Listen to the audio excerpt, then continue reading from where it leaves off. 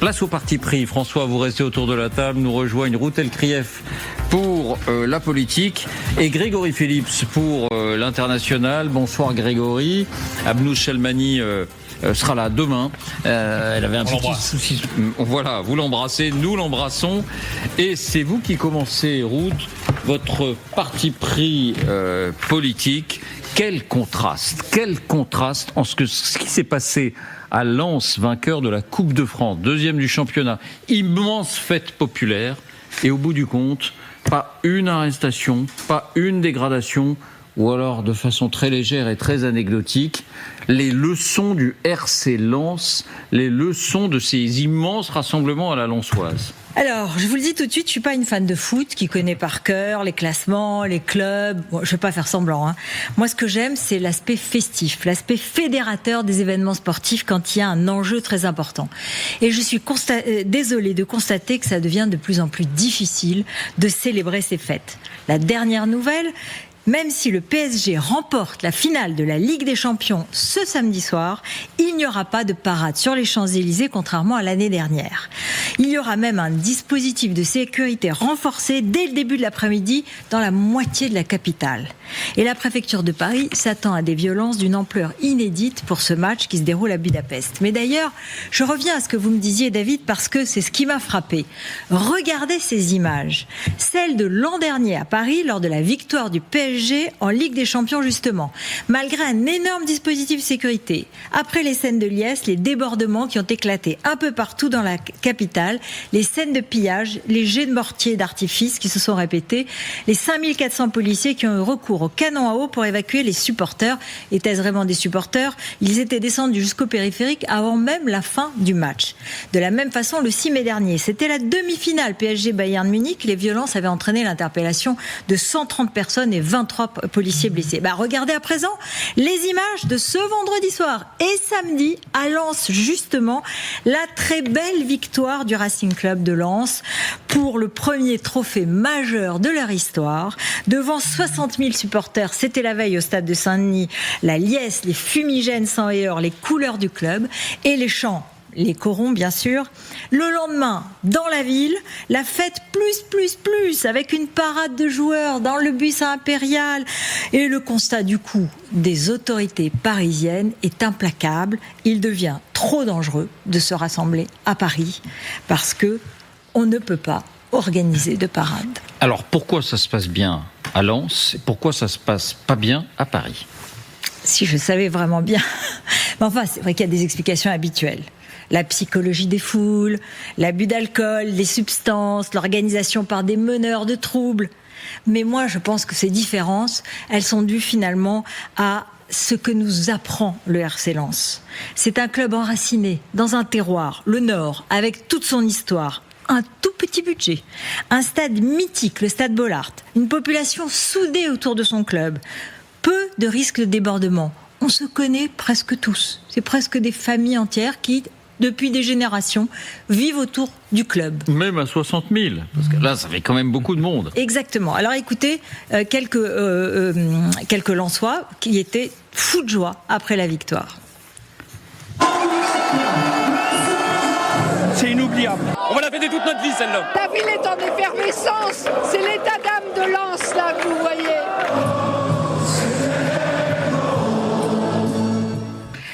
À Paris, le PSG, une équipe mondiale, composée de stars internationales. Une capitale plus exposée aux violences, avec un événement de masse, dans lequel se confondent dans l'anonymat le vrai supporter et des bandes de casseurs. Des nombreuses mesures plutôt efficaces qui ont été prises contre les hooligans au PSG, par exemple par le plan Le Prou en 2010. Mais à présent, ce qu'on redoute surtout, ce sont les actes opportunistes des délinquants qui cherchent toutes les occasions. Alors cette leçon que donnent les Somewhere aux Anywhere. Je m'explique, vous connaissez cette théorie de David Goodhart. Les Somewhere, c'est ceux qui sont installés dans un terroir, qui ont un lieu, des racines, des références. Et les Anywhere, ce sont ceux qui sont un peu mondialisés, qui sont polyglottes, qui connaissent tout, qui vivent dans les mégalopoles et je ne vais pas décider qui a raison sur qui, c'est plus compliqué évidemment, mais là on a une forme d'exemple d'une certaine façon. C'est la leçon des Somewhere aux Anywhere. voilà, qui est donné des petites villes aux mégalopoles. Et bon, au passage, ça n'arrive pas qu'à Paris. Ce que je vous ai raconté, ça arrive dans beaucoup d'autres mégalopoles du monde entier, à Mexico, à Amsterdam, à plein d'autres villes. Hein. Mais moi, ce que j'entends aussi, c'est les défenseurs, non pas de la violence, mais de l'âpreté de l'affrontement. Dans leur ouvrage Débordement, les 3 auteurs, Olivier Depreux, Samy Mouhoubi et Frédéric Bernard, dénoncent les scandales du foot, mais ils affirment aussi le foot qu'on aime, c'est l'outrage, c'est la tension, c'est l'affrontement, l'affirmation de nos identités régionales, la défense de notre classe, de notre groupe, de notre clan. Le football populaire, c'est un champ de bataille moderne. Il réunit des peuples pendant 90 minutes et permet de déconstruire les tensions, les préjugés, d'unifier la diversité et de coaliser les foules derrière le même idéal. Bon, alors cette vision, elle doit être très viriliste pour beaucoup, dont je suis, mais elle est quand même détournée aujourd'hui, en fait. Parce qu'aujourd'hui, c'est plus seulement les bagarres de supporters. On les appelait à l'époque les émeutes de la joie. Bon. Mais en fait, c'est surtout les saccages urbains qui ont lieu aux abords des grands événements sportifs, des logiques différentes, où il y a de l'opportunisme, des actes de délinquance pure. Donc, c'est ça qui pose maintenant une question. Et ce que je voudrais quand même dire, c'est que c'est pas une fatalité.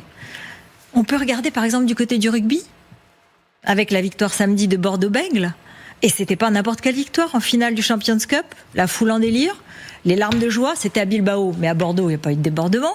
Oui, parce que le lendemain, l'équipe a défilé dans les rues de Bordeaux, des dizaines de milliers de supporters, pas une vitrine cassée. Alors le FC Lens, pardon. Le RC Lens. Le RC Lens, pardon, excusez-moi. Je viens d'expliquer que c'est le Racing Club de Lens, mais vous voyez. Le RC Lens et Bordeaux-Bègles, c'est pas impossible. C'est-à-dire que le rugby, c'est vrai qu'on dit beaucoup que là aussi, le rugby, c'est une forme de culture, de tradition, beaucoup plus que le foot. Il y a aussi, ces derniers temps, il y a aussi des stars mondiales. Ça bouge aussi dans le rugby. Hein. Il y a des audiences télévisées très fortes, il y a des personnalités très fortes. On peut pas dire, c'est devenu aussi un sport majeur aujourd'hui quand même. Mais d'ailleurs, ce soir, il y a un communiqué commun de la préfecture de police de Paris, de la mairie et du PSG qui en appelle, écoutez bien, à la vigilance et à la bienveillance envers tous. La réussite de cette soirée de samedi repose sur la responsabilité et l'engagement de chacun. Il appartient à tous que le sport reste une fête. Regardez le RC Lens. C'est vrai qu'à Bordeaux ou à Lens, on n'a pas besoin de émettre des messages comme celui-ci. Ça va presque de soi, François. Oui, non, pour l'homme originaire du Nord et du Pas-de-Calais que je suis, ce que dit Ruth est du miel à mes oreilles. Mais non, je pense que le mot-clé, c'est enracinement, racine, c'est certain. De ce point de vue, c'est le même sport, PSG et RC Lens, mais c'est pas le même foot, quoi. Hein. Et le rugby, il est lui aussi enraciné. Dans un terroir bien précis, et c'est là que ça se passe. Donc bien sûr ça joue, alors que dans un spectacle mondialisé, ça attire des gens, c'est très composite, comme même s'il y a aussi une ferveur pour le PSG ou pour l'OM, etc. Bien sûr, mais c'est une population qui est probablement intéressée pour d'autres choses. C'est moins l'histoire, la tradition, la culture, etc. Même c'est une culture PSG, bien sûr maintenant un peu. Hein, on se sent moins partie prenante d'un creuset, c'est ça que vous voulez dire, Ruth? Il y a quand même des fans du PSG qui sont fous et qui ne rêvent que de leur club, c'est évident, et qui vivent pour ce club et tout. C'est vrai, quel que soit la propriétaire, quels que soient les résultats d'ailleurs aussi, c'est vrai. Mais c'est plus difficile quand on est une immense capitale qui en plus est ouverte à tout vent et de fait qui peut bouger, et parce que c'est des foules immenses. C'est plus difficile de s'identifier, oui. Grégory? Moi, j'ai envie de proposer à Ruth, la prochaine saison, qu'on aille à Bollaert. Je ne sais pas si vous avez déjà vécu cette expérience. C'est incroyable. Moi, il se trouve que mon père a habité à Lens très longtemps, et l'une des sorties, évidemment, c'était d'aller à Bollaert voir le Racing Club de Lens. Je suis pas très foot non plus, mais ça vous met des frissons. Enfin, les corons de Pierre Bachelet, chantés par le public entier de Bollaert, ça vous met les larmes aux yeux. Et aussi parce que il y a l'histoire de cette région. Il y a le foot, mais il y a l'histoire des mineurs qui fait partie intégrante de cette culture, et c'est ce qu'on voit dans ces images de joie. Alors ce qui est très fort, c'est que aujourd'hui les mines, ça n'existe plus, quasiment plus. Bien sûr. Mais la culture de la mine, la culture des mineurs est restée, elle continue à cimenter, à fédérer. Et elle a sans doute irrigué ce club et ses supporters. La solidarité et le respect. Finalement, dans l'histoire des sociétés, ce qui ne change pas compte davantage que ce qui change. Et de ce point de vue, la disparition des mines, les valeurs n'ont pas changé parce que vous avez toujours cette culture du travail, effectivement cette solidarité qui est très forte dans cette région. C'est pas la seule, hein, il y en a d'autres, mais elle a trouvé une expression footballistique, c'est vrai. François, votre parti pris économique, vous avez épluché une étude que vous avez trouvée passionnante. Incroyable. Pour expliquer la chute de la natalité, et vous dites oui, le smartphone est bien l'ennemi des bébés. Pas forcément pour les raisons qu'on imagine. Non, absolument. Vous savez, en fait, c'est assez mystérieux parce que la natalité baisse dans tous les pays du monde depuis longtemps. Mais il se passe depuis quelques années une accélération du phénomène qui mystifie les démographes. Et elle est d'autant plus troublante qu'elle concerne pour beaucoup les pays émergents ou même pauvres qui étaient réputés avoir une fécondité encore élevée parce qu'on imaginait que la natalité baissait avec le développement, avec le changement de statut de la femme, avec tout un tas d'évolutions sociétales qui en général accompagnent le développement économique. C'est plus du tout le cas. Au Mexique, en Tunisie, au Brésil, on a des taux de fécondité plus faibles qu'aux États-Unis. Et on fait d'ailleurs des erreurs de prévision considérables. Il y a 5 ans, les démographes coréens, Corée du Sud, ont dit qu'il y aura 350 000 naissances en 2023 en Corée. Il y en a eu 230 000. Ils se sont trompés de 30%. Donc c'est considérable pour une science qui est réputée assez inerte, où il y a des évolutions, mais qui sont très lentes. Alors là aussi, on est un peu désarmé parce que les explications traditionnelles de la baisse de la fécondité ne marchent pas pour expliquer que ça soit à la fois brutal et mondial. Crise du logement, ça s'aggrave pas en un an ou deux. Hein, ça dure 20 ans ou 30 ans. Disons, difficulté des modes de garde, c'est pareil. Ce sont des déterminants qui ont beaucoup d'inertie. Puis il y a des pays où il n'y a pas vraiment de crise du logement. L'Espagne connaît beaucoup moins une crise du logement que la France. Non, vous avez raison, il y a des disparités. Les politiques, d'ailleurs, familiales, on dit elles sont plus suffisantes. C'est pas vrai.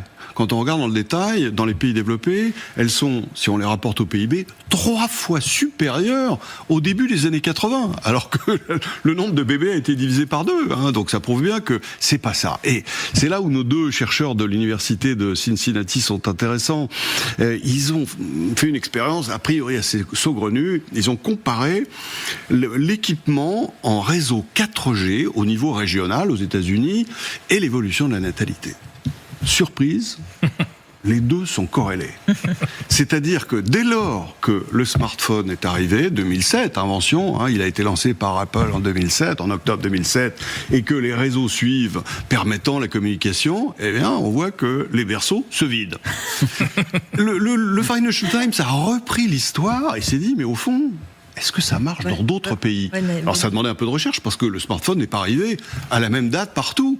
Et ils ont compilé donc toutes ces données. Je vous propose de regarder ce graphique qui est assez étonnant. On voit l'évolution de la courbe de natalité de plusieurs pays qui a été décalée de façon à mettre sur la bande verticale grisée l'année 1, c'est-à-dire le moment où le smartphone est arrivé. C'est 2007 aux États-Unis, c'est 2009 où il a été généralisé en France, au Ghana c'est plutôt 2013, etc. Et on regarde l'évolution de la démographie, on voit que à 5 ans de l'arrivée du smartphone, vous voyez, on est déjà très bas, et à 10 ans, on a des chutes de démographie entre 20 et 30%.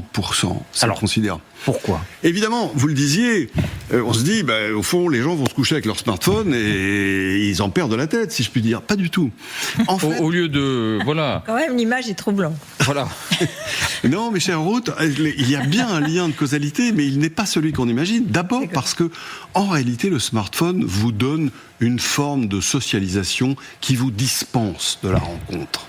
Vous êtes en interaction avec les autres, tout le temps avec les messages, mais vous avez moins besoin de les rencontrer. Et une autre étude montre que le temps consacré aux rencontres pour les jeunes a été divisé par 2 sur 30 ans. La rencontre physique. Parce que, justement, vous n'en avez plus vraiment besoin. Et donc, du coup, vous faites moins d'efforts. Donc, il y a moins de couples. C'est le premier élément.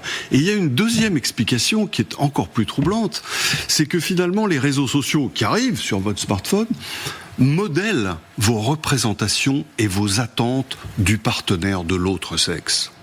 Et il les modèle disons, il les formate à la façon de TikTok avec des critères qui sont parfaitement mondialisés et largement virtuels, à la fois au plan physique et au plan psychologique et au plan du rapport à la société, et que finalement, les gens, après avoir rêvé avec leur smartphone de tel ou tel partenaire, homme ou femme, regardent dans la réalité et se disent « Oh là là, mais lui ou elle n'est pas du tout à la hauteur de mes attentes ». Et ça nourrit une frustration qui est très importante, qui elle aussi se traduit par le fait que moins de couples se forment. Et donc si on suit cette thèse, c'est assez intéressant parce que, et d'ailleurs pour corroborer tout ça, ils nous disent « Mais en fait, les femmes qui ont des enfants n'en ont pas moins que les femmes d'il y a 30 ans. Elles sont juste moins nombreuses parce qu'il y a moins de couples. Et il y a une statistique étonnante sur les 25-34 ans, donc normalement l'âge de l'appariement. Eh bien, il y a 30 ans, on était à peu près aux 2/3 de cette génération qui était en couple. Aujourd'hui, on est à un peu moins de la moitié. Donc vous voyez que ce sont des évolutions. Donc ça rejoint ce qu'on appelle l'épidémie de solitude. Tout à fait. C'est le même sujet.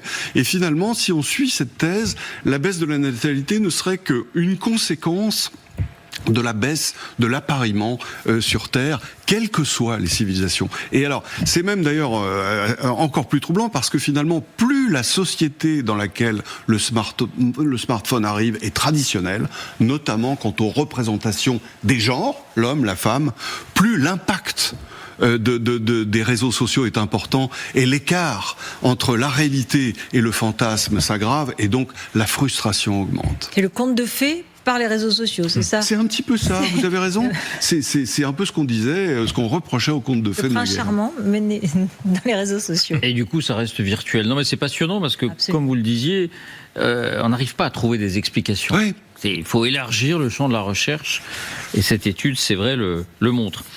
Grégory, votre parti pris international, Trump n'est plus le roi du deal. Le roi du deal, c'était l'expression consacrée. Qu'est-ce qui vous fait dire ça ? Ah oui, c'était l'expression consacrée, ce livre de 1987, The Art of the Deal.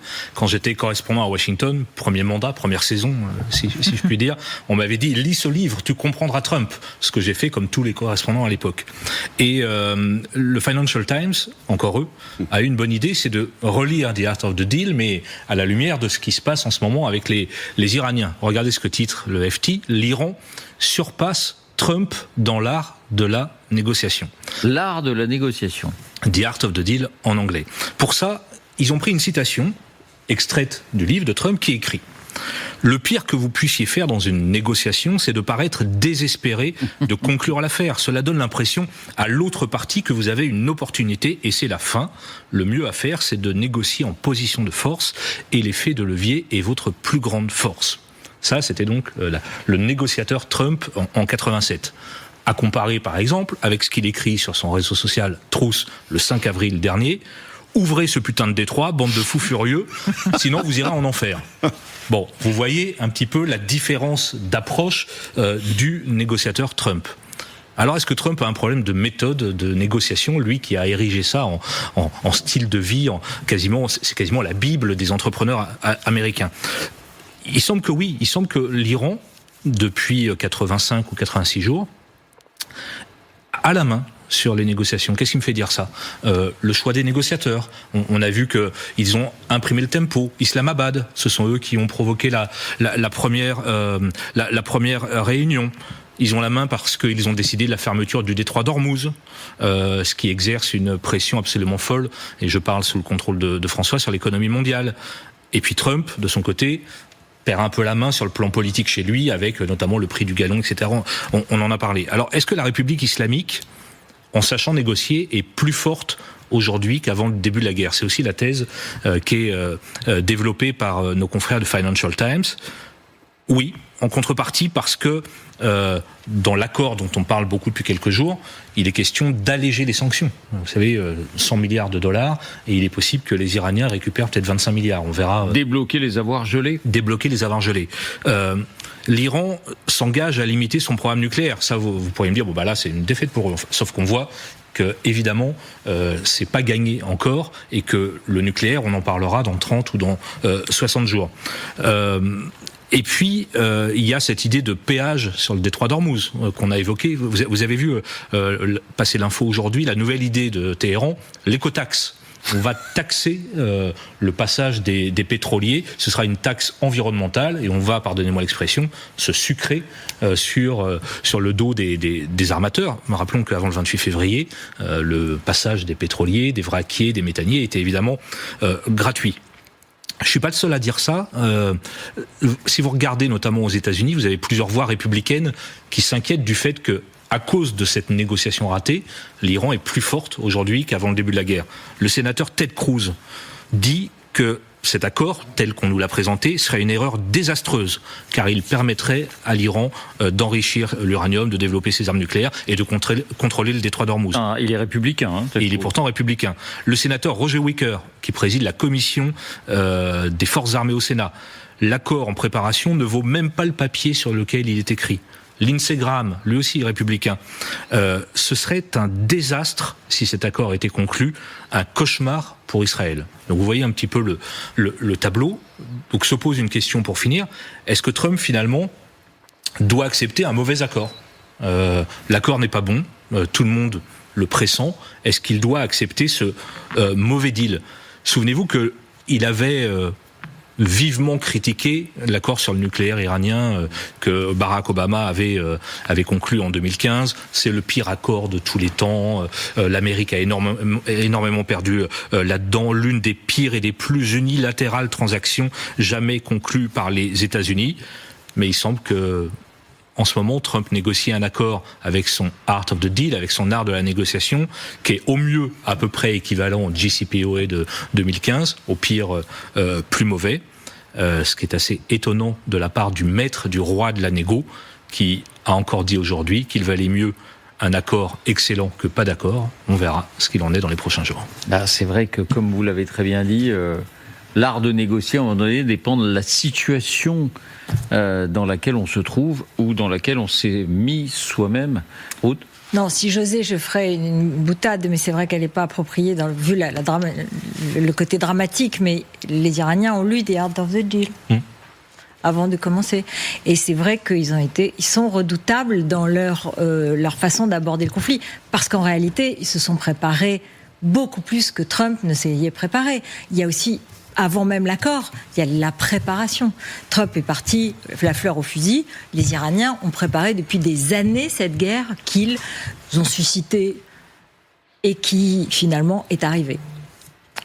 François ? Non, je pense qu'effectivement, la phase critique, c'est la préparation, c'est-à-dire c'est la sous-estimation de l'ennemi, manifestement, peut-être aggravée par cette espèce de succès incroyable au Venezuela, qui a donné le sentiment qu'il était facile et qu'une fois qu'on avait enlevé la tête, eh bien finalement, le régime tombait de lui-même.